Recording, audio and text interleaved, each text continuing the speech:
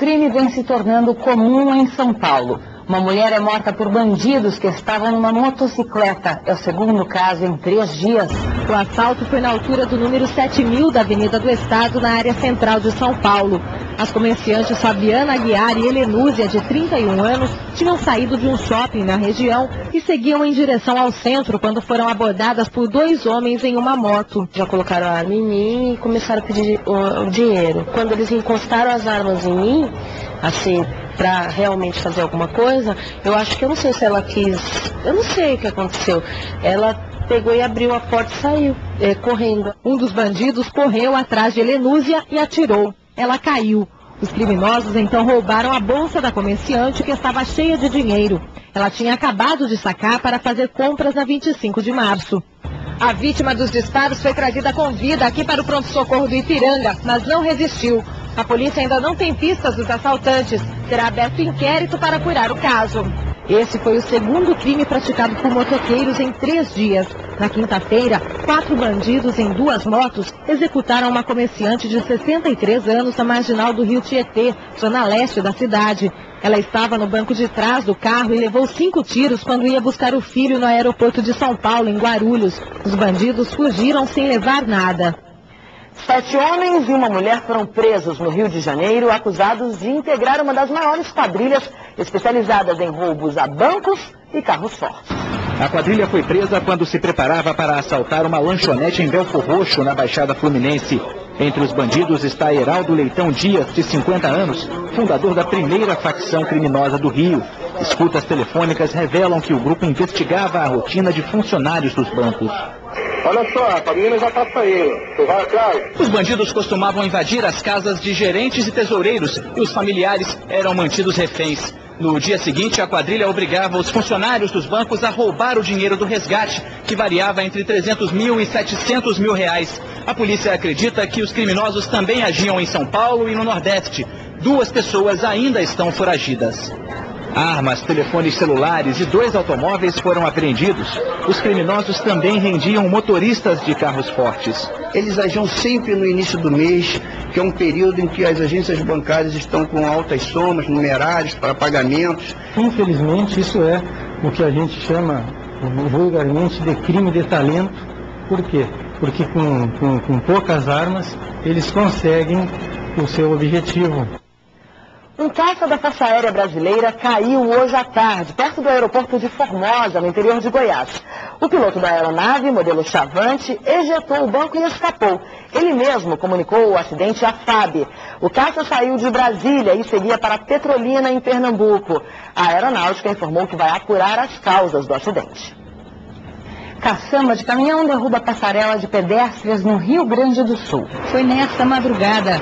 O motorista de um caminhão não percebeu que estava com a caçamba aberta e atingiu a estrutura da passarela na BR-116 em Canoas, região metropolitana de Porto Alegre. Ninguém ficou ferido, mas hoje de manhã a remoção dos entulhos causou congestionamento. Segundo o Departamento Nacional de Infraestrutura de Transportes, o DENIT, o prejuízo pode chegar a 3 milhões de reais. Tragédia na estrada, em Cascavel, no Paraná. Um carro bate de frente no ônibus. 6 pessoas morreram e mais de 20 ficaram feridas. Foi hoje de manhã na BR-277. O ônibus cheio de turistas ia de Joinville, em Santa Catarina, para Foz do Iguaçu, no Paraná. Com o impacto, os 2 veículos pegaram fogo. Para fugir do fogo, os passageiros do ônibus saíram pelas janelas. 6 pessoas morreram na hora. Em São Paulo, 5 pessoas ficaram feridas num acidente entre um carro e um ônibus na Zona Sul, no final da noite de ontem. Todas as vítimas estavam neste carro e foram retiradas das ferragens pelos homens do Corpo de Bombeiros. Elas tiveram apenas ferimentos leves.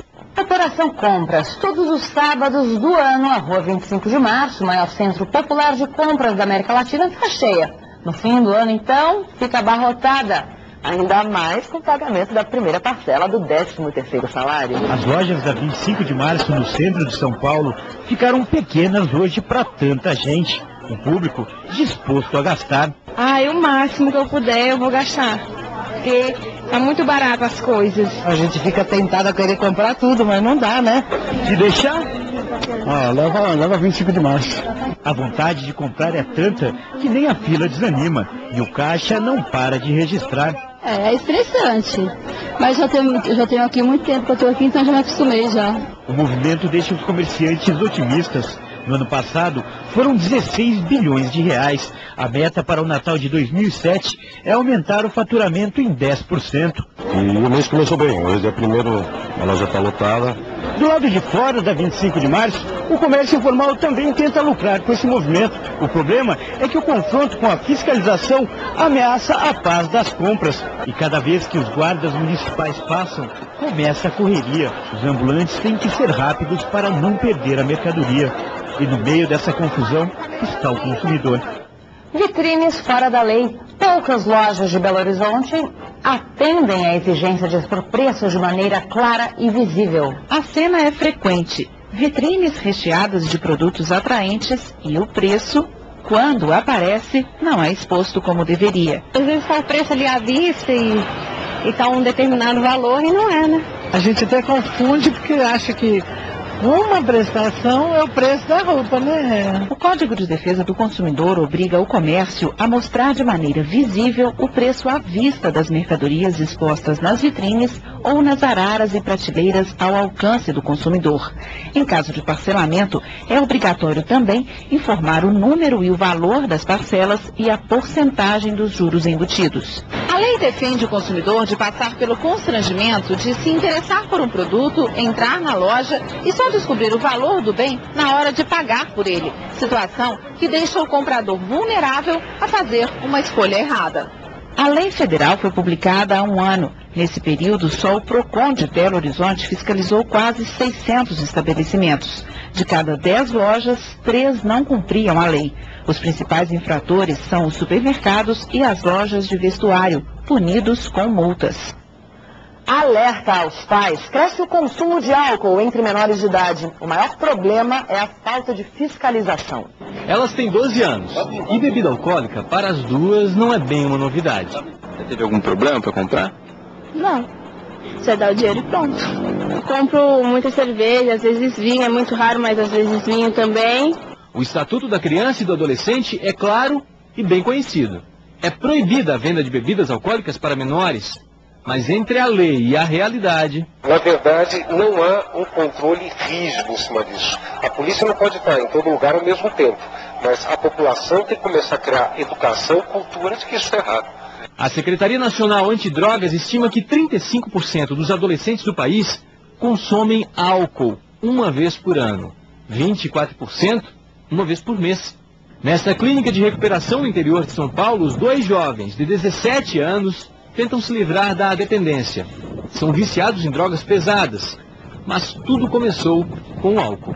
Eu bebia com os pais, saía bebia, aí foi agravando a situação, né?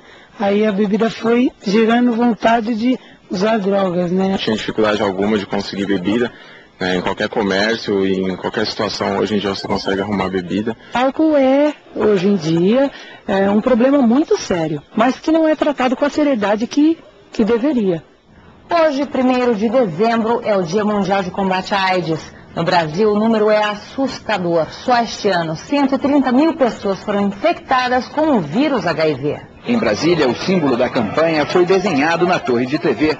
No Brasil, quase 500 mil de pessoas convivem com o vírus da AIDS. O coquetel de remédios oferecido pelo governo brasileiro aumentou a expectativa de vida das vítimas. Em média, 80% das pessoas infectadas continuam vivas depois de 5 anos de tratamento. Apesar do aumento no tempo de sobrevida das pessoas que contraem o vírus da AIDS, o Ministério da Saúde alerta que a epidemia mundial continua crescendo. Só neste ano, 2,5 milhões de pessoas foram infectadas com o vírus e 2,1 milhões morreram vítimas da doença. A média de crescimento da epidemia no mundo é de cerca de 16 mil casos por dia. Só no Brasil, 130 mil pessoas descobriram que estão contaminadas neste ano.